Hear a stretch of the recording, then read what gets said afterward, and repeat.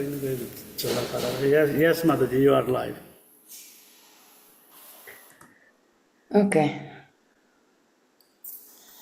Hare Krishna. Om Namo Bhagavate Vasudevaya. Om Namo Bhagavate Vasudevaya. Om Namo Bhagavate Vasudevaya. Narayanam Namaskritya Naram Chaiva Narottamam Devim Sarasatim Vyasam Tato Jaya Mudirayet. Shrinvantam Svakatha Krishna Punya Shravana Kirtana Hridyantasto Hyabadrani Vidunoti Suhisatam Nashtaprayev Sabhadreshu Nityam Bhagavata Sevaya Bhagavati Utamashloke Bhaktir Bhavati Naistiki. Reading of Srimad Bhagavatam, 10th Canto, Chapter 14, Brahma's Prayers to Lord Krishna. Text 23. Ekastam Atma Purusha Purana Satyasvayam Jyotidananda Adyam Nityakshara Shara Sukho Niranjana Purna Vyayo Mukta Upaditum Amritaham. Synonyms. Eka, one, Dvam, you, Atma, the Supreme Soul, Purusha, the Supreme Person, Puranaha, the oldest, Satya, the absolute truth, Svayam Jyoti, self-manifested, Ananta, without end, Adya, without beginning, Nitya, eternal, Akshara, indestructible, Ajasra Sukha, whose happiness cannot be obstructed, Niranjana, devoid of contamination, Purna, complete, Advaya, without a second, Muktaha, free, Upadhita, from all material designations, Amrita, deathless. Translation. You are the one Supreme Soul, the primeval Supreme Personality, the Absolute Truth, self-manifested, endless and beginningless. You are eternal and infallible, perfect and complete, without any rival and free from all material designations. Your happiness can never be obstructed, nor have you any connection with material contamination. Indeed, you are the indestructible nectar of immortality. Purport by Srila Prabhupada's disciples. Srila Siddhar Swami explains how the various terms of this verse demonstrate that the transcendental body of Lord Krishna is free from the characteristics of material bodies. All material bodies go through 6 phases: birth, growth, maturity, reproduction, decline, and destruction. But Lord Krishna does not take material birth, since he is the original reality, a fact clearly indicated here by the word adya, original. We take our material birth within a particular material atmosphere.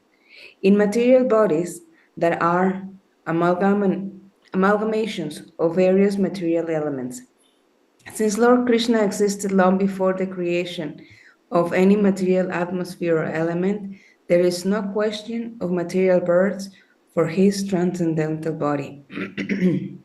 Similarly, the word Purna means full and complete, refutes the concept that Lord Krishna could grow, since he is ever existed in fullness. When one's material body becomes mature, one can no longer enjoy as in youth, but the words Ajasra Sukha, enjoying unobstructed happiness, indicate that Lord Krishna's body never reaches so-called middle age, since it is always full of spiritual youthful bliss. The word akshara, on diminution, refutes the possibility that Lord Krishna's body grows old or declines, and the word Amrita, immortal, negates the possibility of death. In other words, Lord Krishna's transcendental body is free from the transformations of material bodies. The Lord does, however, create innumerable worlds and expand himself as innumerable living entities. But the Lord's so-called reproduction is completely spiritual and does not take place at a certain phase of bodily existence. Rather, it constitutes the Lord's eternal proclivity to expand his spiritual bliss and glories. As the Lord states in Shruti, Purvam mevaham is ihasam. I alone existed in the beginning. Therefore, here the Lord is called Purusha Puranaha, the primeval enjoyer. This original Purusha expands himself as the super soul and enters every living being.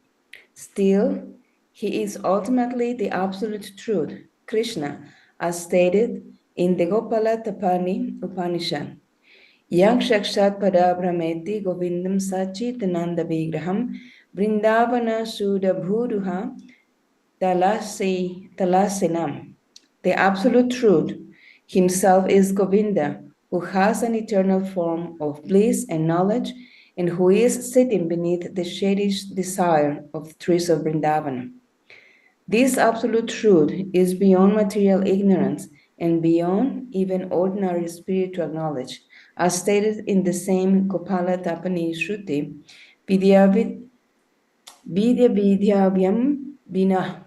Thus, in many ways, the supremacy of Lord Krishna has been established in the Vedic literature, and it is here confirmed by Lord Brahma himself. Om Agyanatimantasya Gyananjana Shalakaya Chakchuraminitam Jana Tasmai Sri Guruve Namaha. Namo Vishnu Padaya Krishna Prasthaya Bhutale Srimate Bhaktivedanta Swami Iti Namine. Namaste Saraswati Deve Gauravani Pracharine Nirvishesha Swarnavade Paschatya Desatarine.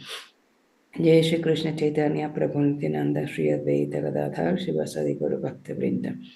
Hare Krishna Krishna Krishna Hare Hare Hare Ram Ram Ram Hare Hare. Hare Krishna, well, good morning. It's nice to see you all. Thank you for the opportunity to serve Srimad Bhagavatam this morning. So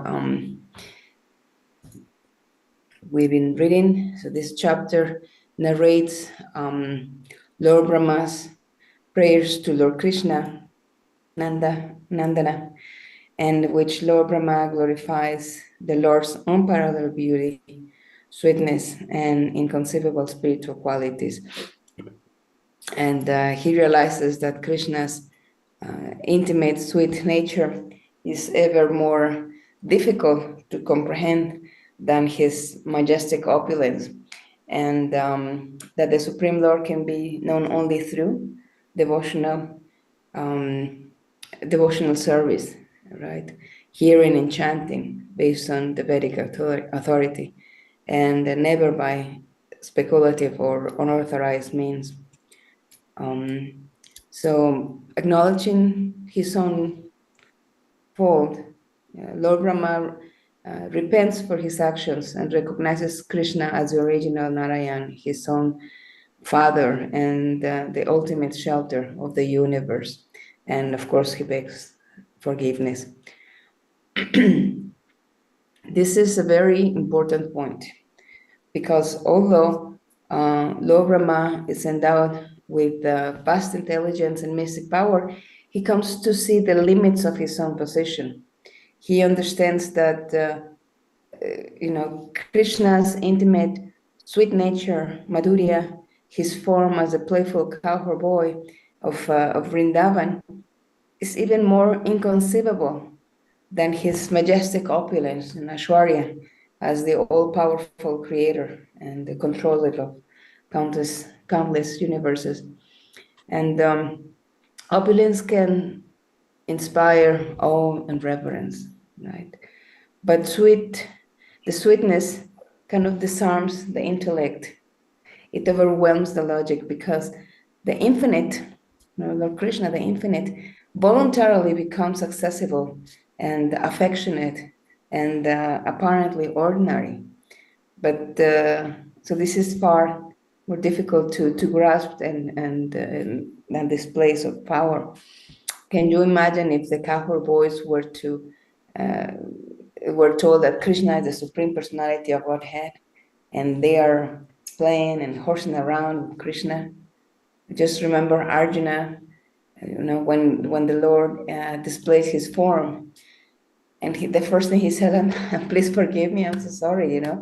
I treated you with so much familiarity. We sat on the same bed, and it was so much awe and reverence. So through this realization, it's important because Krishna cannot be approached by speculation, by intellectual prowess, or independent mystic effort, even when performed by exalted beings like Lord Brahma himself. But rather, the Lord reveals himself only through bhakti, specifically through Shravana Kirtana. And with this devotional hearing, devotional service, chanting, and by that too, devotional service received in disciplic succession from a bona fide spiritual master, by a bona fide authority. And knowledge of God is just not acquired from mental invention or ego. Krishna is Bhakti Jitadvam. He's conquered only by bhakti, by sincere love and devotion. And so Lord Brahma truly repents because he understood that his offense happened because he forgot Krishna. He forgot his true position as a dependent servant. And so his humility is in itself a sign of genuine realization. When we made a mistake, it's important to acknowledge, to own that, and in all humility, accept our mistakes and be ready to rectify it. So we are learning this lesson from Lord Brahma himself. And finally, Lord Brahma acknowledges Krishna as the original Narayan, the source of all expansions of Godhead. So Godhead, from where everything comes, including the Vishnu forms from whom Lord Brahma himself is born. So when the cowherd boys are standing before him, he's not an incarnation of Narayana. He's Narayan himself, the ultimate father of the universe, the supreme Lord, the supreme shelter. And so Lord Brahma, he was overwhelmed by this truth, but then he understands, he realizes, he begs forgiveness, he offers himself fully at the lotus feet of Krishna, and with all humility and devotion. And by divine mercy, one is only allowed to know Krishna. And Lord Brahma further explains the Lord's inconceivable opulence, right? The distinction between Vishnu and demigods like Lord Brahma or Lord Shiva. So the Lord's eternal pastimes and the temporary nature of material world. So he concludes that the bondage or liberation arises only from conditioned perception, and that is without the Lord's mercy, the truth of a personal form cannot be understood. We always need that mercy to have that realization, and again, that mercy will come only with the guidance of that spiritual master. the bona fide spiritual master. And so when Lord Brahma realizes that all the manifestations of Vishnu and Narayan, the Purusha avatars, and even Brahma himself emanate from Krishna, and then Krishna still remains fully complete. The calf, the cowherd boys, and even Lord Brahman's own creative power are Purna expansions, but yet the original remains unchanged.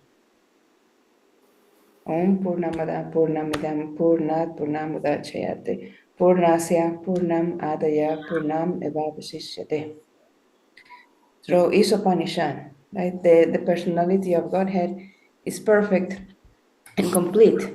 And because he is complete, is completely perfect, and all emanations from him, such as the phenomenal world, are perfectly equipped and complete wholes.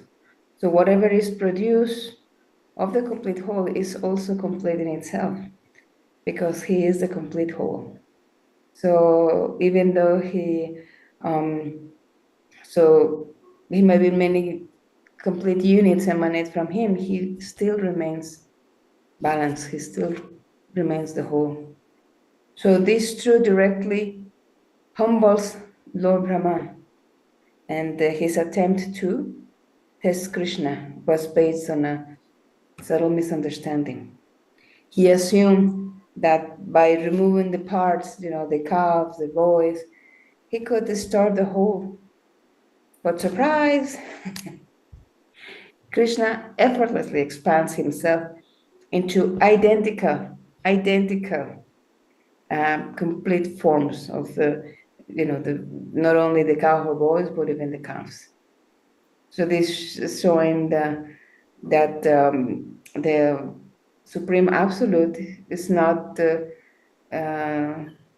diminishing by division. So Lord Brahma's bewilderment ends when he recognizes this very truth before his eyes. He's seeing Krishna, these expansions, and all these cowherd boys and the calves. He's seeing the cowherd boys and the cows, still remaining there.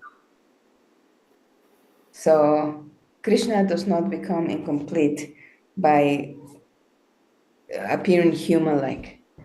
Rather, his sweetness is an expression of higher extensiveness, where affection does not negate supremacy.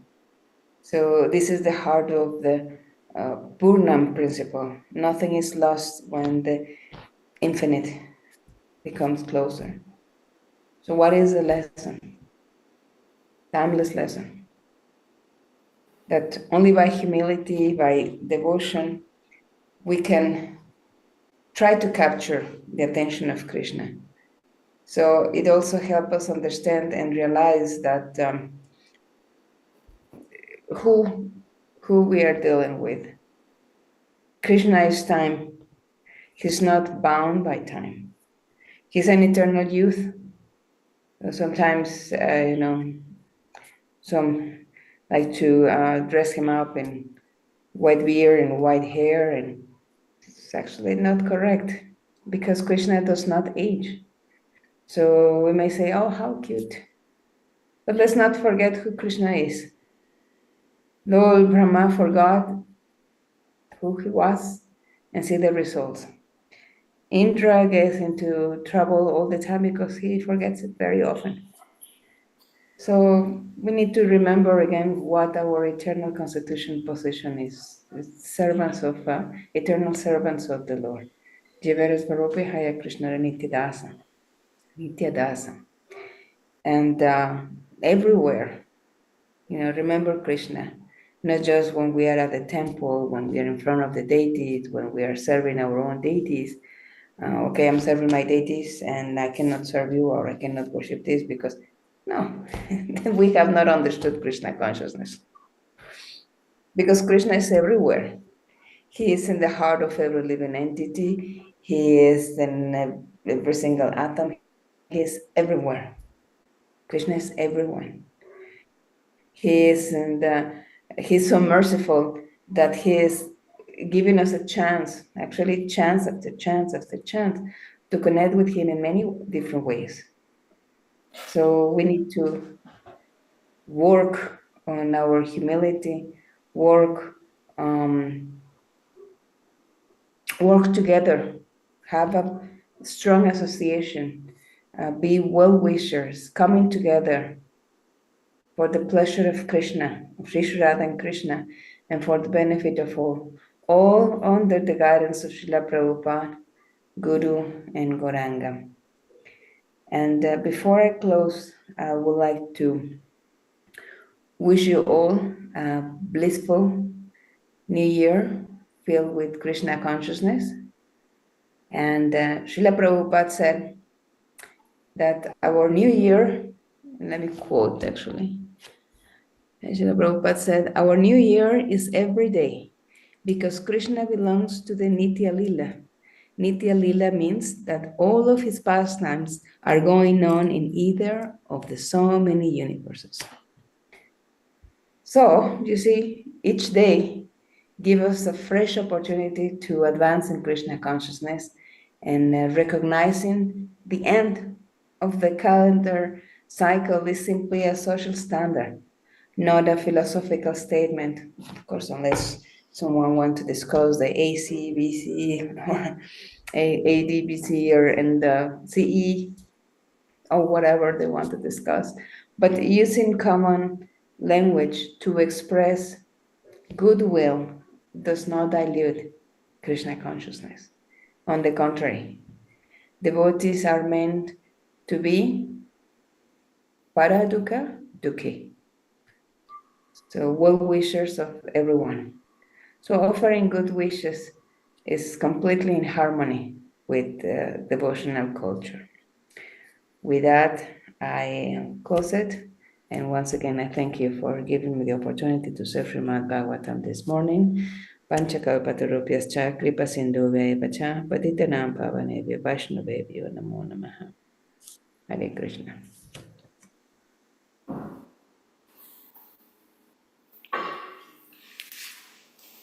Hare Hare Krishna. Krishna Mataji. Thank you very much. Happy New Year to you also. Thank you so much. Nice seeing you all. It looks like it is cold over there. Yeah. Not too bad.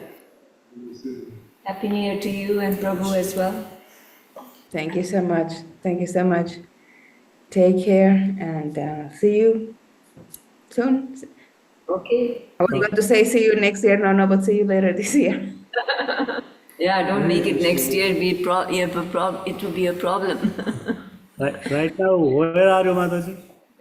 Right now I'm in Bangalore. Hare Krishna.